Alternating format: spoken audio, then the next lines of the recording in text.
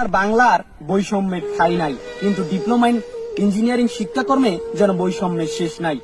গুছে গেছে এদেশের সকল বৈষম্য, কিন্তু থেকে গেছে আমাদের ইঞ্জিনিয়ারিং ডিপার্টমেন্টে এখনো বৈষম্য। দেশ গড়ার কারিগর যারা, তাদেরকে নিয়ে যেন যত অবহেলা। এই দেশের মূল ক্ষেত্রে দেশের স্থাপনা থেকে শুরু করে দেশের মেইনটেন্স এবং নানা ধরনের প্রযুক্তি উদ্ভাবনে অবদান রেখেছে যারা, আসলে ইঞ্জিনিয়ার তারা। কিন্তু এই ইঞ্জিনিয়ারিং শিক্ষার্থীদেরকে নিয়ে যেন অবহেলা শেষ নেই। এই ইঞ্জিনিয়ারিং শিক্ষার্থীদেরকে কেন্দ্র করে পুরো বাংলাদেশে একটি মাত্র শিক্ষা বোর্ড, বাংলাদেশ কারিগরি শিক্ষা বোর্ড। যে শিক্ষা বোর্ড বরাবরই এই শিক্ষার্থীদের চাহিদা মেটাতে অক্ষম এবং বারবারই ভুল সিদ্ধান্ত দিয়ে আমাদের এই নবীন প্রজন্মকে, আমাদের তরুণ প্রজন্মকে, ভবিষ্যৎ ইঞ্জিনিয়ারদেরকে বিপদে ফেলে দিছে। কিছু গল্প শুনলে আপনার হৃদয় ছুঁয়ে যাবে। আমার ম্যাচের এক ছোট ভাই, বইয়ের সাথে যার কোনো সম্পর্কই নেই, কখনো বই ধরে দেখেছি কিনা সেটাও আমি ম্যাচে থাকতে তাকে দেখিনি। সেই ছোট ভাই ম্যাথ পরীক্ষায় অ্যান্সার করছে 16 মার্ক, যেখানে তার ম্যাথে পাশ করতে 36 মার্ক প্রয়োজন। বলছে, ভাই আমি যে 16 মার্ক লিখছি সেখানে মনে হয় না 2 মার্ক কারেক্ট আছে। সেই ছোট ভাইটাই যখন বার্ষিক রেজাল্টে পাশ করে, আর পাশে থাকা আমার আরেক ছোট ভাই যে 80 পাওয়ার কথা, প্লাস পাওয়ার কথা, সে যখন ফেল করে, তখন কারিগরি শিক্ষা বোর্ডের উপর প্রশ্ন আসবেই। কারিগরি শিক্ষা বোর্ডের সাথে যারা জড়িত, যারা ডিপ্লোমা ইঞ্জিনিয়ারিং, যারা ডিপ্লোমা ইন টেক্সটাইল, ফিশারিজ কিংবা এগ্রিকালচার নিয়ে পড়াশোনা করতেছো, তোমরা অবশ্যই অবগত আছো এই বোর্ড কত প্রকার ভুল সিদ্ধান্ত কত সময় দিয়েছে। এটি এমন একটি শিক্ষা বোর্ড যে ঈদের পরের দিন রুটিন দিয়ে তারপরের দিন পরীক্ষা নেয়। এটি এমন একটি শিক্ষা বোর্ড যে 10-15 বার পরীক্ষার রুটিন দিয়ে স্থগিত করে দিয়ে তারপরে পরীক্ষা নেয়। এ দেখার জন্য কেউ নেই। এই শিক্ষা বোর্ডের চেয়ারম্যান মহোদয় কোশ্চেন বিক্রি করে দিয়ে রিমান্ডে যায়। নানা ধরনের কুকীর্তি আর অশ্লীলতায় এবং নানা ধরনের দুর্নীতি আর সিন্ডিকেটে জড়িত যেন এই শিক্ষা বোর্ড, এ দেখার যেন কেউ নেই। সব সময় মনে হয় বাংলাদেশে মায়ের কোলের 2 সন্তান, এক কারিগরি শিক্ষা বোর্ড আর এক জেনারেল শিক্ষা বোর্ড, আর আমরা মনে হয় কারিগরি শিক্ষা বোর্ডের স্টুডেন্টরা বা কারিগরি শিক্ষা বোর্ডের সাথে জড়িত তারা মনে হয় একই মায়ের নই, আমরা হলাম সৎ। না হলে আমাদেরকে এইভাবে দেখা কোনো প্রশ্নই আসে না।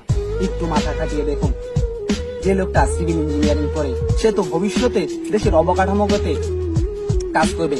যে লোকটা অটোমোবাইল কিংবা ইলেকট্রনিক্স নিয়ে পড়ে, সেও কিন্তু দেশের প্রযুক্তির ক্ষেত্রে নানাভাবে প্রভাব ফেলবে। আর্কিটেকচাররা দেশের ডিজাইন করবে, আর টেক্সটাইল ইঞ্জিনিয়ারদের কথা বলাই তো ব্যয়বাহুল্য। টেক্সটাইল ইঞ্জিনিয়াররা এই দেশের মেরুদণ্ড, কারণ এই দেশের অর্থনীতিকে সচল রেখেছে তৈরি পোশাক ক্ষেত্র। তাদের নিয়েও যেন অবহেলা শেষ নেই। এত অবহেলা কাদের নিয়ে?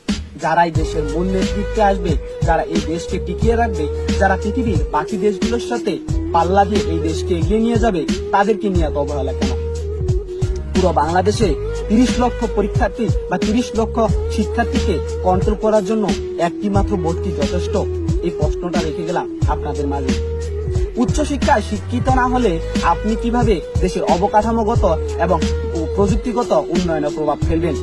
আপনার পরিবার হয়তো আপনাকে ডিপ্লোমা পর্যন্ত পড়াতে পারতেছে আপনার বাসা থেকে।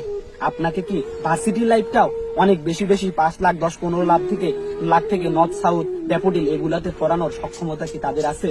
এখান থেকে হারিয়ে যায় অনেক মেধাবী। কারণ আমাদের সরকারি ক্ষেত্রে বেচি করার একটি মাত্র জায়গা, সেটি হলো ডুয়েটে তাও সিট সংখ্যা এক সাবজেক্টের জন্য 120 জন।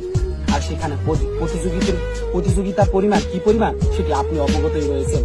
সেখান থেকে চলে যাওয়া শিক্ষার্থীরা বেসরকারিতে পড়তে পারে না, ওইভাবে চাকরি ক্ষেত্রে ঢুকে যায়, ন্যূনতম একটা স্কেলে নিজের জীবনটা পার করে নিয়ে যায়।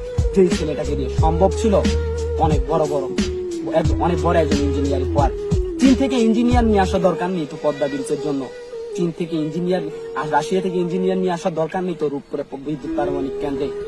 আপনারা যদি আপনার দেশে অবকাঠামোগত দিক পরিবর্তন করতে চান, আপনারা যদি এই দেশকে পৃথিবীর মাঝে তুলে ধরতে চান, তাহলে অবশ্যই এই দেশে কারিগরি শিক্ষা বোর্ডে সবচেয়ে বেশি প্রাধান্য দিতে হবে। আর যেই জায়গাটায় আপনারা সব থেকে বেশি অবহেলা করেন, এই অবহেলার কারণ কারিগরি শিক্ষা বোর্ড।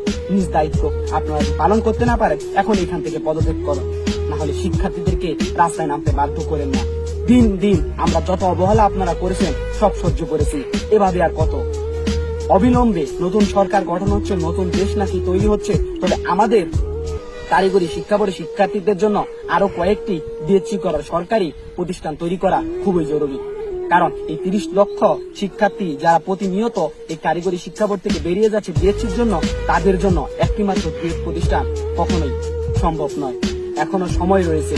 যত দ্রুত এদেশের কারিগরি শিক্ষা বোর্ডে আপনারা পরিবর্তন নিয়ে আসতে পারবেন, তত দ্রুতই আমাদের এই দেশের শিক্ষাগত এবং অবকাঠামোগত সব দিকে পরিবর্তন আসবে। আশা করি আমার কথাগুলো আপনারা বুঝতে পেরেছেন। নয়তোবা বুঝতে না পারলে ভবিষ্যতে আপনারা নিচে না নামতে হলেও আপনাদেরকে নামাতে বাধ্য করবে এদেশের কারিগরি শিক্ষা বোর্ডের শিক্ষার্থীরা।